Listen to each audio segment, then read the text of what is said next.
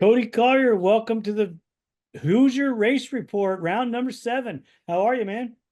I'm happy to be here, sir. No, we're happy to be here. Excited for another show. Awesome. Hey, the weather didn't look like it was too bad out there, did it? Yeah, no, I was calling mayhem, and the storm turned around, and we got a good weekend of racing. That's awesome. I mean, there was a little bit of mud, but nothing that I thought was probably out of control for you guys at all. No, no, not at all. No, there's a couple creek crossings, but the dirt was really good. We got a little bit of rain. Little bit of rain Friday night, not nearly enough for how dry it was on Friday, like I was talking about. And it was still dry in a lot of spots. It was still dust in a lot of spots, but it was a lot better than what should have been. Yeah, but no matter how dusty it is for you guys, there's always a mud hole. For sure, for sure. Yeah, no, we drug that creek water for a good bit up that hill. I'm sure for the PM guys, it was like all the way up the uphill after that. Yeah, and the fact that the amount of mud that you did see on some of the machines was, a lot. In the afternoon, guys didn't seem to be as muddy. No, no. Like we probably blew out the couple of little holes that there were, and it was good for them. Awesome stuff. Hey, you know what? I want to talk about the little AM race for a little bit because Mr. Owens has got 4 wins. And did he overall it? I couldn't find that result. Yes, sir. Yes, sir. About the top, I think like 8 or 7. Top 5 overall were from the front row. Then 6th and 8th were the second row. Okay. Okay. Because he looks like he's had a good race, but Bodie can't seem to get on top of the box. He's just a couple points behind him for the overall points lead. And second. He's going to get his win eventually, I'm sure. For sure. Yeah, no, he's staying steady with it, putting himself in good spots, staying on the podium. Yeah, he's wasn't a front runner last year necessarily, and so he's learned a lot, learning that pace up front and putting the pieces together. Yeah, it seems to me like that class is a little bigger than it has been in the past. Yeah, it's stacked. There's a lot of talented kids with those super many hybrids out there ripping. First and second row are pretty big. See what you got to look forward to when you have children. Oh yeah, oh yeah. No, it'll be fun. Looking forward to it. That's good. I always dreaded the fact that my son was gonna, come and race quads, and I was gonna have to work on those little buzzsaw mini quads and building one of those. Fortunately, he kind of didn't really get interested until he was old enough to ride a 450. I mean, he rode, don't get me wrong, but he just wasn't all that into it until then. Well, yeah, no, yeah, whatever they want to do, offer it, that don't push it, or the people got their ways. Right. He played baseball and football and some other sports, and then started to getting into that. So I was lucky I didn't have to do the kid quad thing, which is never been one of my favorite spots. Hey, tell me a little bit about the course and how it was laid out. Anything that stood out as an issue for you guys this weekend? Not necessarily. The dust, if you weren't careful with it, they caught me off guard during my race. I made a little mistake in the dust, but no, it was a good weekend race. The track was open and flowy. It was pretty high speed. You had to make sure you were on point and not veering off in the dust. But yeah, it was good, fun, flowy track. You could push pretty good on it. Had a lot of traction. It was really racy. So you liked the course for the most part? Yeah. No, at with the Hoosier, instead of the Ironman, they just planted crops instead of just having them harvested like an Ironman. So we're not really on a lot of the cornfield. They let us into one of the cornfields where they haven't planted yet, where the start is. They let us into that field for a little bit, but that's about it. The motocross guys raced there, and they weren't happy with for the most part, they had changed the course around a little bit and changed the way they prepped the track for them. And some of the guys weren't too happy. Yeah. Yeah, it's never a bad idea. Try something new, but I don't think listen to the feedback. you got to ride the track that's there, so it doesn't really matter. We'll might as well just get this out of the way. You didn't have your characteristically finish on the podium. Let us know what happened with you, and let us, just give us the insight there.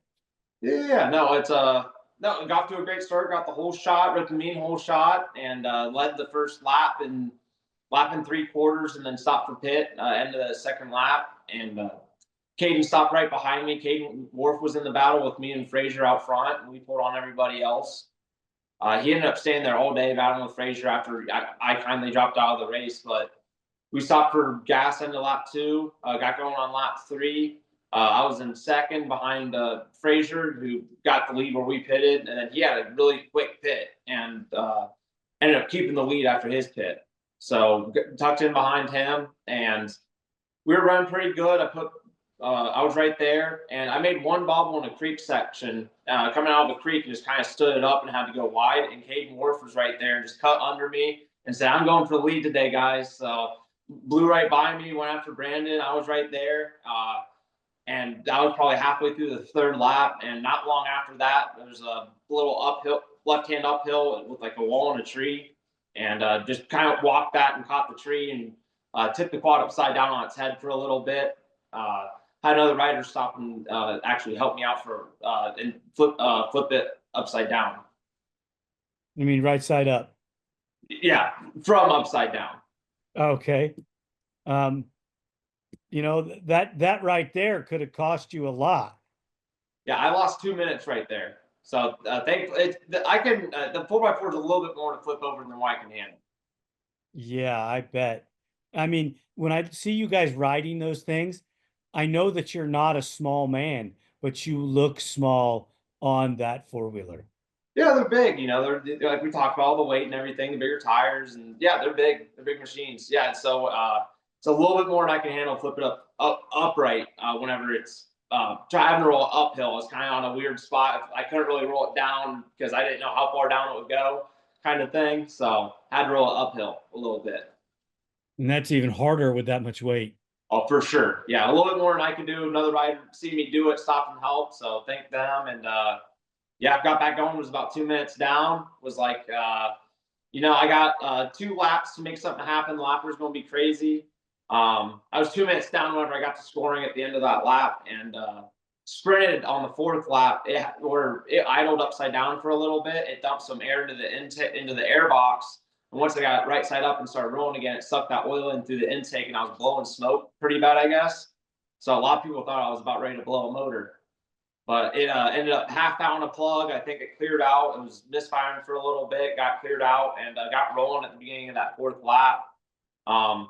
Towards the end of the 4th lap, my pit told me I made up almost a minute on the Brandon and Kaden, so I was a little over a minute back.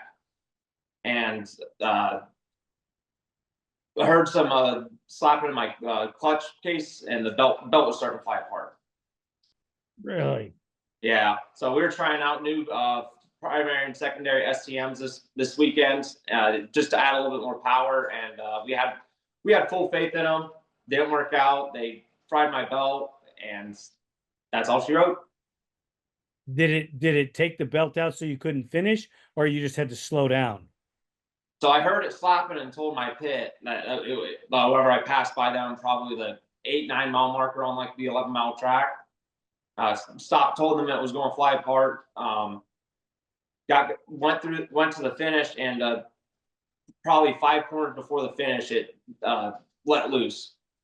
So I was still in 3rd place at the time. I ended up having a few people help me push it through the finish line. Whenever I got through the finish line, I think I was still in 3rd place. So like, had anyone broken down on that last lap, because I pushed it instead of stopped and waiting, I would have got the position. So it didn't happen for me, unfortunately. But yeah, no. So I went through finish. Had someone call my pit, let them know it was broken down. They came rushing up with the belt. We changed it out. I got back going. I just lost way too much time at that point. So I like 37th overall, and like 7th in class. Right, right. That's unusual to have you guys lose a belt like that. Strange. Maybe you'll have to explain it to me in depth at a later time. But let's just give some congratulations to uh, Hickey because he was on the podium. He got third. He was in front of Gavin Jenkins, and Wharf put in one hell of a ride because he was second. No, absolutely. Yeah, no, they Wharf was ripping. He was right there pressuring me the whole time I was in the lead. We both stopped for pit together. Frazier got the lead. I made one bobble and he blew right by me. So he was on one. He must have must be having a great day. And Brandon had a pretty much flawless day as well. Yeah, no, Kaden said he was right there. He was hungry. Just never. He said he had an opportunity early on the last lap. Didn't take it. But no, he said he was there. So Well, that's good for those guys that they had a great race. And I'm glad after your little escapade, was the soil good there, or do you think that maybe it could have used a little bit more water where you were testing it? it had nothing to do with that. I think it was just the clutch just fried the belt. Just the way I ride. I Just was talking, I was hard on stuff, and I think it was just not the setup, not the move for me. No, I was just talking about when you turn the quad upside down. If the soil was just right there, or maybe it was too dry or too wet. No, just think it was a little dry. It's pretty hard packed there, and once it packs in, it gets a little slick. I pushed a little bit in the dust and everything. Just misjudged it a little bit. Okay, awesome. Yeah, I mean, glad you're okay. The um, Mason Dixon's coming up. What do you think about that course? Uh, I really like it. Dirt's good there. I really like the technical style of it. That's 3-4 hours from me. So the soil is a lot like where I ride it in the East Coast and the Webster Series. So I'm used to that kind of terrain and soil. I really like the tracks. So I talked to Andrea Rodgers, and she said it's been raining a lot. Do you think that much rain's going to affect that track? Yeah, no. If it's soaked all the way through, it can be bottomless. There's no like rock base or real hard clay base there. It has rocks there, but you'll dig through all of them for the most part. Wow, that's it. Is Are you hoping for it to stop? Uh, I'm not fair with the race or whatever it is. So worse conditions better for me. You know how I am. That's what I love about you, man. You don't even care. Let's just go race. Yeah, absolutely. So Awesome. yeah, Awesome. the PM guys, I'm sure they're looking forward to it as well. I don't think that anybody that races cross country, I don't think that they really do care, do they? They just want to go race. For the most part. Huh. You know, like I said, you guys are just a touch crazy. Maybe a couple bricks shy of a load, but I still love the enthusiasm. WXC, man, they didn't shake it up that much. Uh, those top three gals, came in 1, 2, 3. Chloe Harper won it, and Jessica ran second. Anything spectacular happen that you know about? I heard Jess had a little bit of a get off, so she's all right. But Chloe just had a really good day. Was up front all day. She kind of don't know where she was on the start, but made her way to the front really quick and was picking off 4x4 guys. Wow, so she had a great ride. Um, yeah, Jessica, if everything's all right, give us a thumbs up. Let us know that you're okay. I know that you guys will be racing here again really soon. And in a course like that, who do you think that it lends itself to? I know that Hannah can be a pretty good technical rider. Jessica really seems to shine when it's rough. So, um, how do you think it's going to break down? No, it's hard to knock Chloe on her hot streak. I Yeah. think Chloe at the next one. She's killing it. Katelyn got herself into fourth. She couldn't quite make it into third. Avery with her worst finish of the year. in ninth. That was a little surprising when I saw that. And not sure what happened there. Yeah, I'm not either. I just know that um, it wasn't characteristical for her to be back there. It seems like Katelyn and Andrea have finally started to get to that mid-season rhythm. They're taking those fourths and fifths and seem to be strengthening their programs. Yeah, no, Andrea, I was surprised with her really good rides here recently. She's been strong in the overalls and everything. So hope she keeps the upward trend going. Yeah, they just it's just that class is just so competitive always. You know, Yeah, they I always look where they land the overall too. It shows like what the pace was for the class that day. Because sometimes the top 5 or top 20 overall, and sometimes they're top 30, top 40, depending on the day. right. Does it tend to be conditions wise, or is it just the day is the day and it is what it is? A little both, for sure. Mechanicals play into it. Who wasn't the player, and Right. I understand. Um, did you stick around and watch the afternoon race? I did. Yeah. No, it was good. Really intense race out front. For second place, it was really intense. For second place? Yeah. Well, we'll get into the XC1 class, but in the XC2, Alex seemed to do it again. You Yeah, know, he's definitely proving himself to be the man to beat in the XC2 class. He doesn't win every race, but he seems to always be, there in the thick or putting himself on the podium. I mean, with the worst finish so far this year of fourth, um, he seems to win every other race. Uh, he's going to be a formidable pro, I think. yeah. He's putting the pieces together. He ran a lot of them down this weekend. He finished 13th overall, I think. So Yeah, I didn't get the overall positions. I just have where he finished in class. He just didn't seem to have any issues. I kind of figured as good as the conditions were that Braxton would have a better showing and go out there in the dry conditions and win it. But Alex said no, he was going to do it. yeah, no. There's a really good battle for second in that class as well. Yeah, Alex seemed to get out front early and walk away with it, and then Braxton Gross, Kenny Schick was up there early, Jeremiah Wolf, James Glaude was up there early. Um, there's a 5 or 6 rider battle for that second place spot halfway through the race. Yeah, Keys, Schick, um, yeah, Keys, Schick, and Henderson and Wolf were all in that battle as well, weren't they? Yep. I think Harrison was just on the outside looking in, but I think the rest of Yeah. them got together and were touch your bumpers for a little bit. That's so great. Did Alex, you said Alex ran away with it?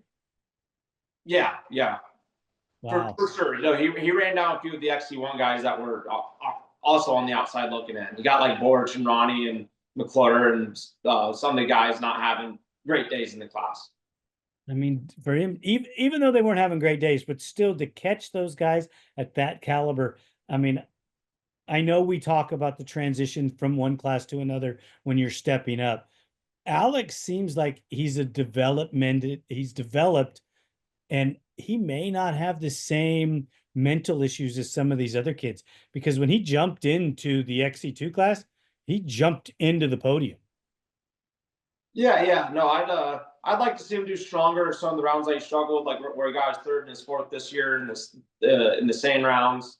He needs to figure out for that XC1 class how to ride in that sand and that super rough stuff and keep that pace all day. I think you already told me once on one of the other shows how old Alex was. How do you know how old he is? I don't. I believe he's mid-20s, young 20s. I'm Okay. unsure. So he's not a kid, he's a man, but he's still a young man. I believe so. Okay. So he's got some room to grow mentally and physically to grow into being a pro as well. For sure. No, yeah, no, absolutely. I'm not knocking him. I'm just, this on that, calling out how I see it. You just they got to work on those few little things to um, be better set for the XC1 class. I know it's too early to talk about this, but do you think that Alex and Gross should both go up to the pro class? It's it. Yeah, I don't see why not at this point. I'm sure Gross wants to get an XC2 championship, but I think his pace could be there. So it's close. It's close. It's like Grayson Eller battled for the championship last year, and he's been in some battles late with some of the guys, but I think he needed another year to develop. Yeah, I mean, I'm not disagreeing with that. The mental pressure sometimes because Grayson's, on that team that is doing so well and dominating, and his last name is Eller, so he's expected to perform. There could be a little outside added pressure that none of us are aware of.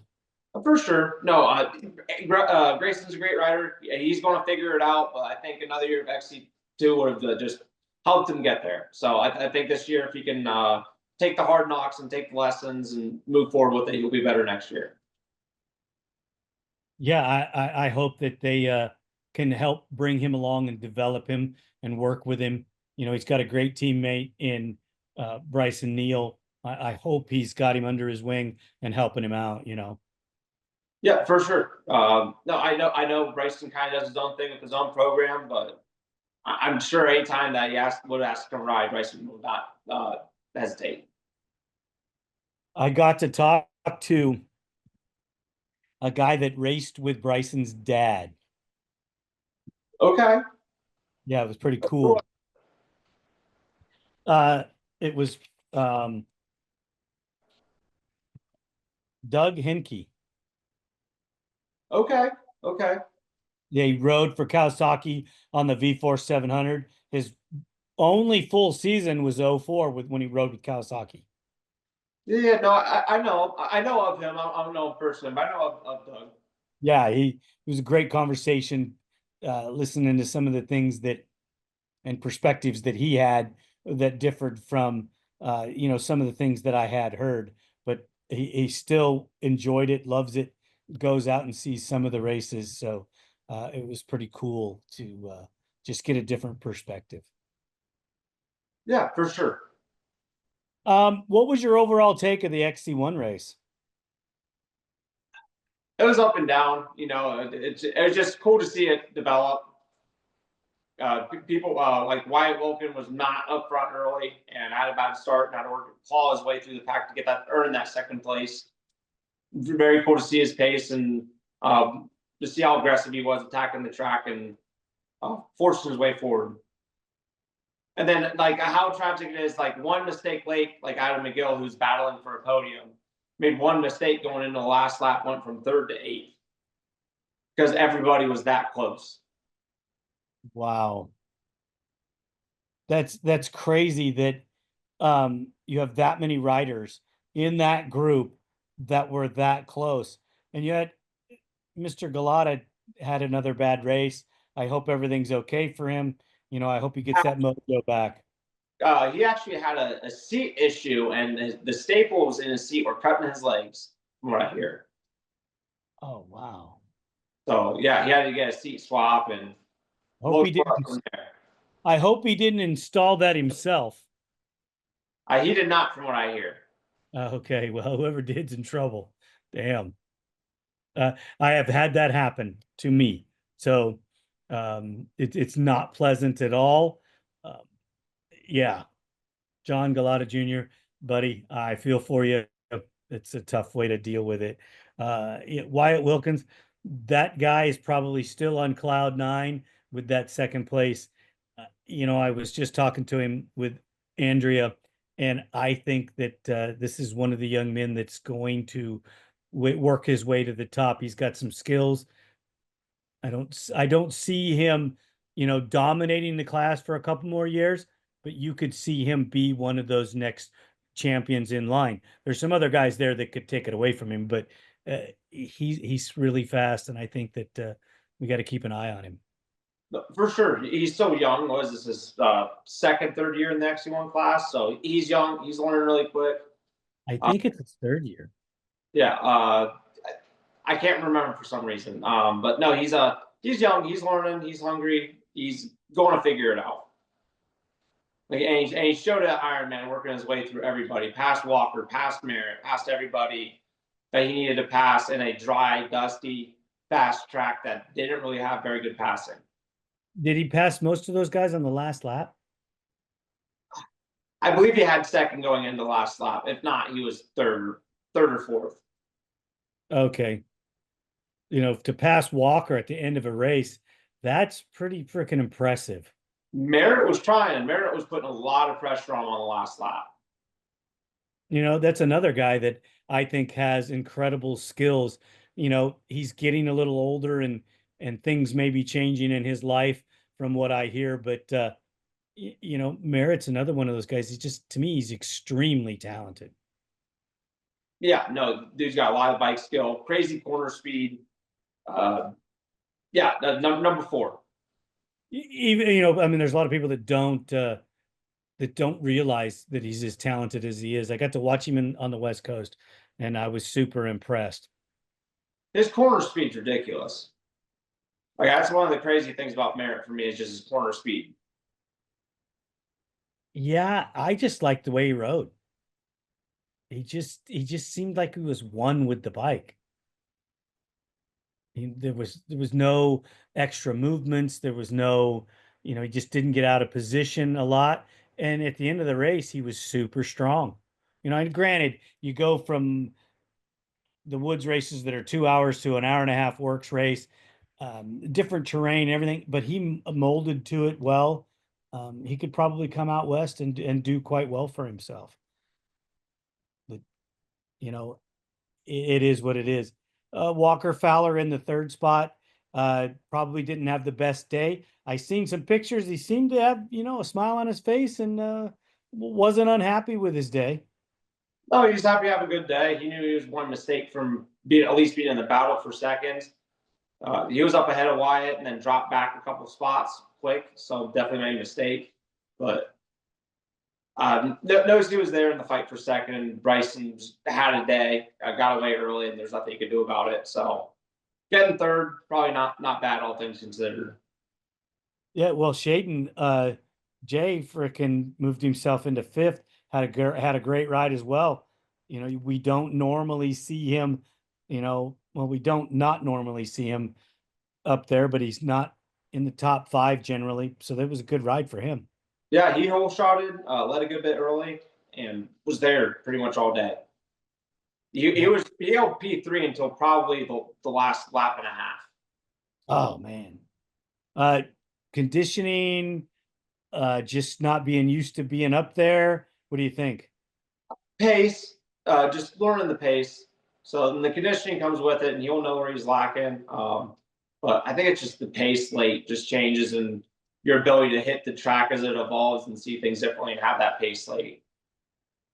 Isn't it amazing that you guys in the pro ranks go so fast, and it takes sometimes a couple seasons to get your body in tune to ride at that level that long. Never really thought about it that way, but yeah, no, it's tough mentally and physically. Get your mind in a place that you understand it and can push yourself to do it, and your body going with you. Yeah, because you know, mentally you're not prepared as well, but you get a little fatigued, you get a little worn, and you're used to the other class where you could slack off a bit, but in these pro classes you can't. You can't give those guys an inch. No, and that's I think we all love that, and that's why we got into the level we've gotten to. Right, right. Bryson Neal, the beast. The guy is just, what more can you say, right? Killer, yeah, no, killer ride, pretty much flawless. It looked like it was going to be kind of a tight race early, and then Bryson did one parade lap and said, I got figured out, and just started pulling on everybody.